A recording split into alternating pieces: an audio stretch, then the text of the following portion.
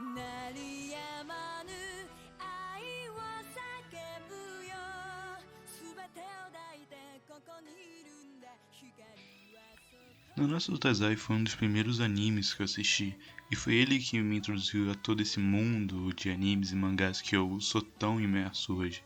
Então vir falar mal dele é algo que me deixa meio triste, ele me marcou muito.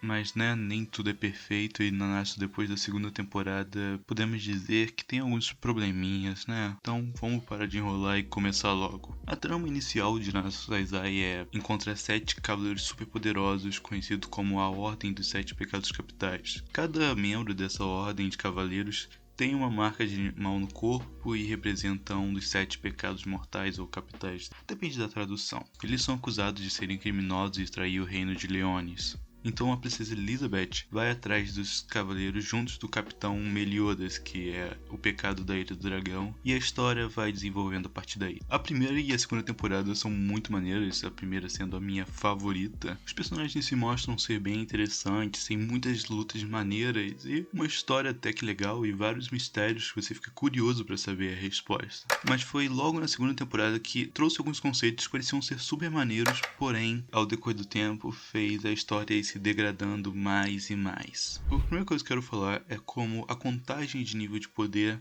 é uma coisa extremamente preguiçosa. Toda essa mania começou com Dragon Ball Z, quando os Saiyajins chegaram na Terra com um scanner capaz de medir o nível de poder do seu oponente.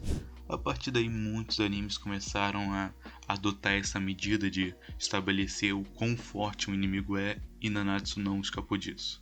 No anime tem um objeto mágico chamado Olho Mágico de Balor, que é capaz de medir os seguintes atributos de um guerreiro: força, magia e espírito. De início eu fiquei, caraca mano, nível de poder, que maneiro. Porém, com o passar do tempo isso foi ficando cada vez pior. Quando você dá o nível de poder em um personagem em números, você acaba meio que trapaceando, você não precisa fazer uma demonstração de como ele é poderoso ou citar o nível de poder desse personagem. Em animes de luta, em filmes desse tipo, você precisa de uma demonstração de que um personagem é mais forte que o outro. Então você acaba que burlando essa regra usando o nível de poder.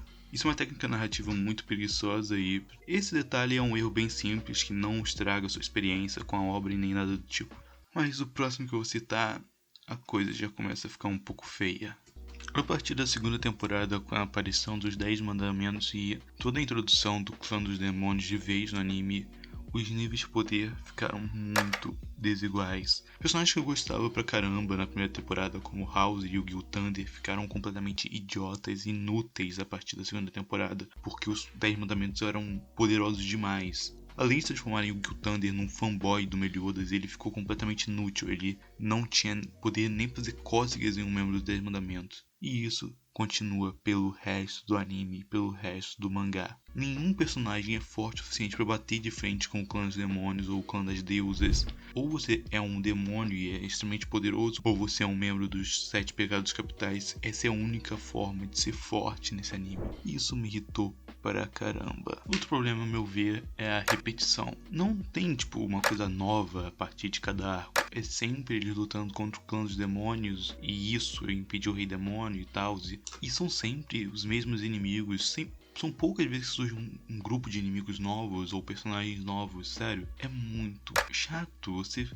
Parece que eu sempre tô vendo a segunda temporada se repetir. Cara, isso fica maçante.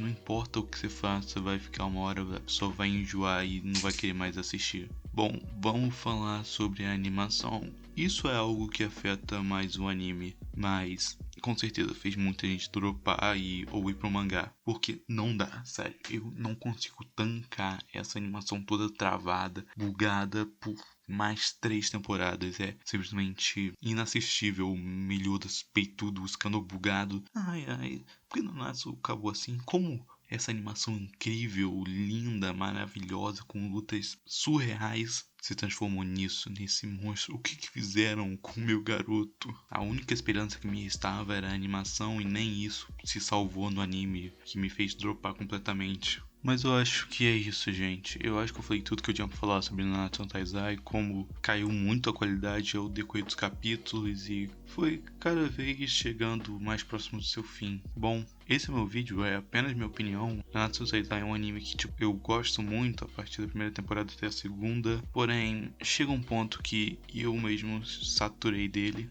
Deixa o like se você tiver gostado, ou deixa o dislike se você não tiver gostado. E por favor mesmo, fala o motivo de você não ter gostado, porque me ajuda muito a melhorar o conteúdo aqui do canal. E é isso. A gente se vê num próximo vídeo.